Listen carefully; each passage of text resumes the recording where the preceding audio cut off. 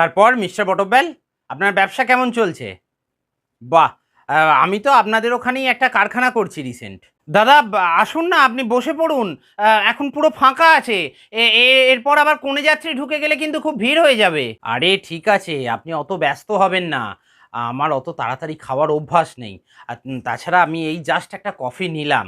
আমি একটু পরে খাবো। বেশ, যেমনটা আপনি বলবেন তাই হবে। আরে মিসেস মুখার্জি যে, নমস্কার। কেমন আছেন?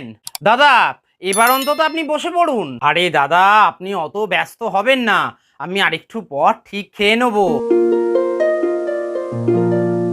দাদা কনে যাত্রীও চলে গেল, বাড়ির লোকগুলো বসবে এবার। আসুন এবার অন্তত আপনি বসে পড়ুন।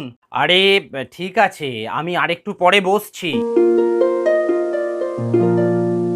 দাদা বলছি, হ্যাঁ চলুন এবার বসে পড়া যাক, কি বলেন? না দাদা, আর আপনার বসে লাভ নেই। ক্যাটারিং এর ছেলেগুলোও সব চলে গেছে, আর খাবার দাবারও সব শেষ।